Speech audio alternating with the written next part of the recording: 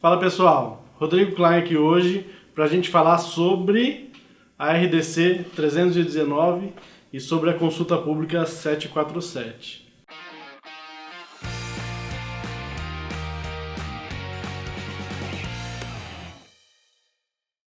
Então pessoal, hoje a gente vai falar sobre a RDC 319 e sobre a consulta pública 747, que é justamente a RDC sobre a implantação da rastreabilidade e sobre os prazos de transmissão dos dados, né? Então eu vou explicar para vocês aqui nesse vídeo exatamente o que você tem que se atentar aí e por que você não deve ficar desesperado nesse momento em relação à consulta pública, tá bom? Vamos lá? Antes de tudo, se você não é inscrito no canal, vai lá no YouTube e tal, clica no inscrever-se lá e no sininho para você ficar sempre bem informado sobre a rastreabilidade de medicamentos. Com relação à RDC 319, primeiro, ela edita a RDC 157, que até então é a RDC que a gente tem mais elementos sobre a implantação da rastreabilidade. Ela não foi revogada no total, na verdade ele edita alguns pontos. E ela estabelece aqui os requisitos técnicos da rastreabilidade para toda a cadeia. Ou seja, é o que faltava de fato para que a gente fizesse, do ponto de vista de legislação, que tudo ficasse valendo para toda a cadeia. A RDC 157 ela tratava especificamente das questões e das empresas relacionadas com o piloto, né? Já a 319 ela está dizendo o seguinte, ó, agora vale para todo mundo, tá? Então eu vou explicar mais um detalhe aqui para vocês. Isso que entra, essa resolução dispõe sobre a fase de implementação do Sistema Nacional de Controle de Medicamentos e que a RDC 157 de 11 de maio de 2017 passa a vigorar com as seguintes alterações. Diz aqui, logo no começo, que a Anvisa publicará uma instrução normativa com a listagem dos medicamentos e membros da cadeia de movimentação, aos quais se aplica o disposto nessa norma, bem como os respectivos prazos e condições para o envio dos dados de movimentação dos medicamentos. Aqui, exatamente o gancho que a Anvisa está dando para a publicação da instrução normativa. Tá, aqui está na consulta pública 747, que a gente vai falar mais no final.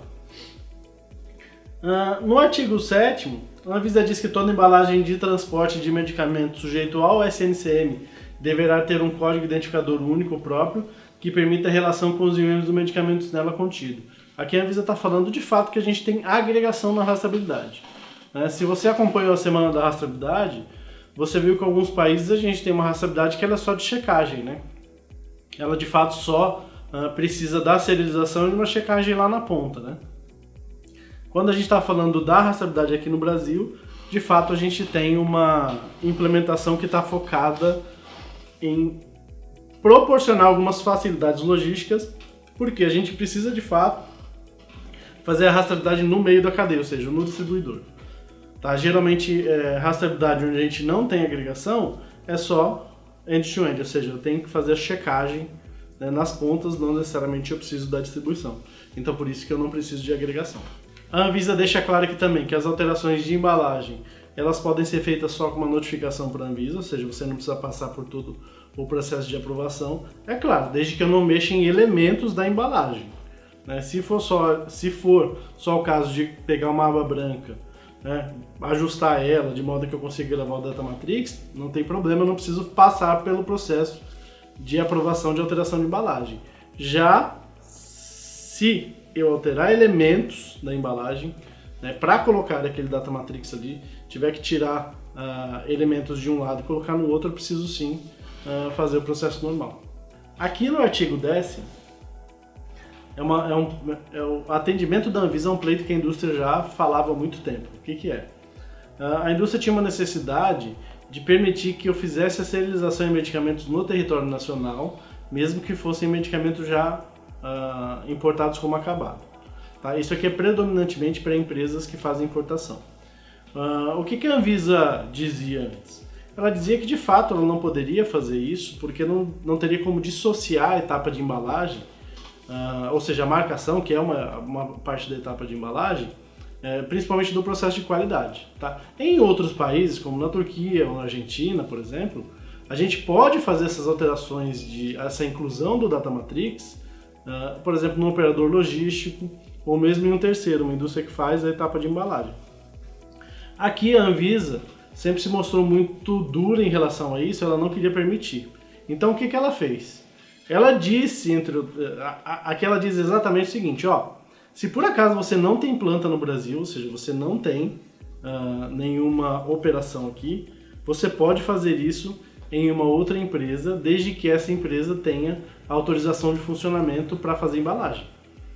Tá? Não permitiu, como acontece na Turquia ou na Argentina, que eu faça isso no operador logístico, mas permitiu sim que eu faça em uma empresa que tenha a possibilidade de fazer isso, ou seja, que já faz embalagem de medicamento. Tá? Então isso aqui é muito importante para quem tem atividade de importação. Né? Então ele diz aqui, ó,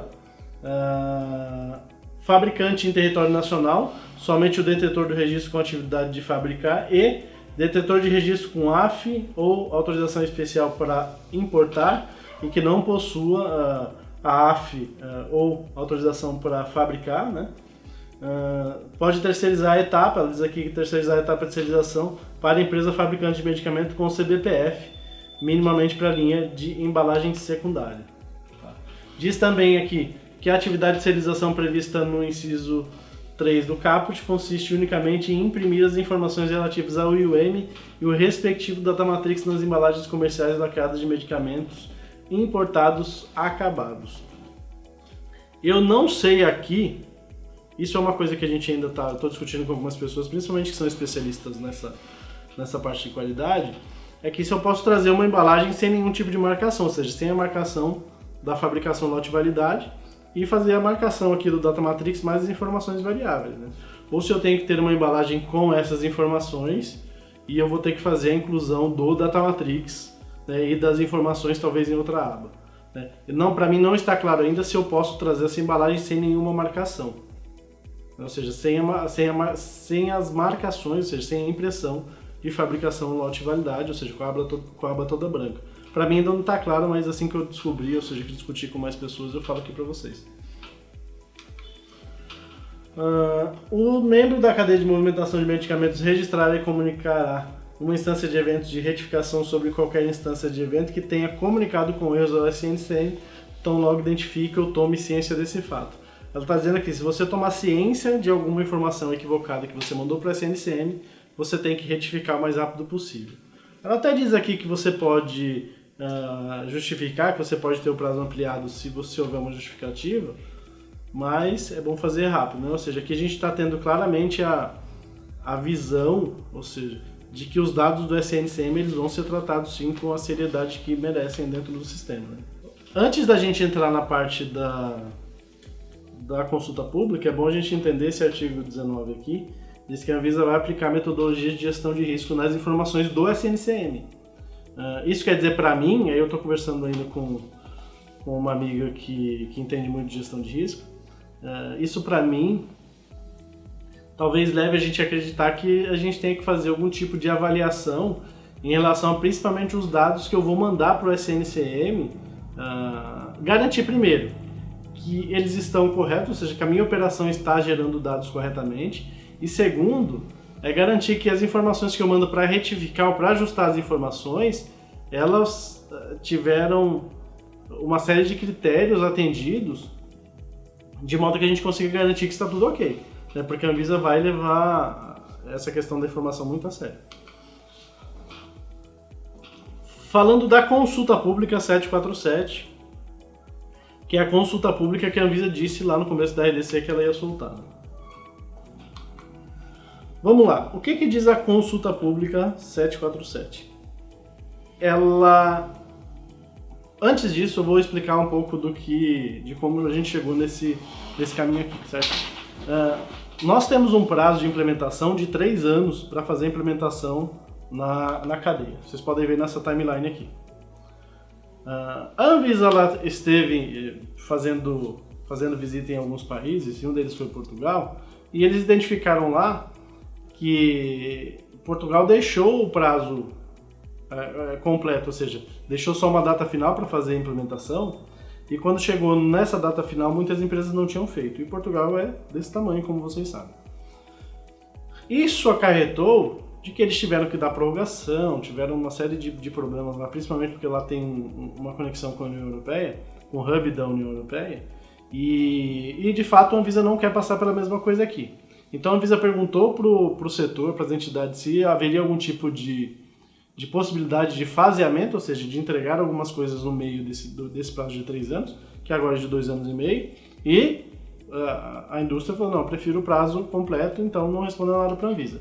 A Anvisa mandou aqui na consulta pública 747 alguns passos onde ela espera, de fato, receber informações do SNCM. Mas o que deixa o setor bastante preocupado com relação a isso aqui é que, vocês estão vendo esse gráfico aqui? A Anvisa está pedindo 25% do volume de produção já nos primeiros 12 meses. Né? Ou seja, está falando assim, me entregue 25% do volume de produção no SNCM nos primeiros 12 meses. Só que ela menciona na consulta pública dados de movimentação, ou seja, eu teria de fato que fazer a ativação, ou seja, a serialização e a movimentação desses produtos em toda a minha cadeia, ou seja, interna, eu teria que implementar a rastreabilidade de fato na parte industrial e na logística para ser capaz de mandar esses 25% aqui para a Anvisa. O que é praticamente impossível nesse prazo que a Anvisa está esperando. Ou seja, em um ano é praticamente impossível uma indústria, qualquer que seja, que ainda não começou, né? E aí tem uma discussão sobre quando ela deveria ter começado ou não, de entregar 25% de produção já no primeiro ano. Então isso é difícil. Porém, a gente tem que lembrar que isso aqui é uma consulta pública, ou seja, a Anvisa está colocando essa informação aqui, perguntando para os envolvidos, principalmente para o setor regulado, se isso aqui cabe ou não. Então cabe ao setor regulado agora responder como fazer isso aqui. Ela diz 25% nos primeiros 12 meses e a cada 6 meses mais 25%, ou seja, ali em outubro de 2020 eu preciso ter 25%, em abril de 21 mais 25%, ou seja, 50%, em setembro de 2021 eu preciso ter mais 25%, e lá em 1º de abril de 2022 eu preciso ter os 25% restantes, completando os 50%, os 100%. É muito difícil fazer isso aqui. Né? Então, como deveria ser, é de fato uma discussão que o setor está tendo, né? Mas eu acredito que poderia ser, isso aí é uma sugestão minha, tá? Baseado na nossa experiência com relação a isso aí. Nós acreditamos que deveríamos ter, sim, uma porcentagem, ela poderia ser em SKUs, ou seja, em produtos, em apresentações, não de fato em volume de produção, porque quando a gente está falando de 25% de produção aqui, isso está querendo dizer para indústrias, principalmente que tem muitas linhas, que ela tem que começar pelas linhas de alta velocidade, que são as mais difíceis de se implementar. E a gente não pode esquecer também que para eu fazer o rastreamento, ou seja, para eu adequar a operação logística a esse tipo de processo aqui, para um SKU, para 25% da produção, eu teria que fazer praticamente a alteração do sistema para 100%. Então isso é uma coisa muito importante da gente entender. Né? Ou seja, eu poderia sim entregar, né, na minha visão, nós poderíamos entregar alguma porcentagem aqui em SKUs para a Anvisa no primeiro ano, né, uma porcentagem baixa, não sei, 5% ou 10%, no primeiro ano, mas só da serialização, ou seja, eu serializo e ativo, sem a parte logística.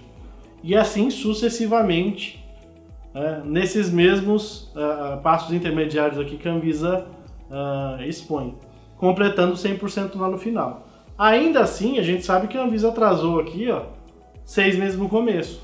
O que eu acho que lá na frente ela vai fazer isso aqui e vai talvez dar uma folga de mais 6 meses, talvez lá no final, mas eu não acredito que ela vai manter o prazo como era antes, porque certamente vai acontecer o que aconteceu em Portugal, ou seja, existem empresas que vão deixar para o final.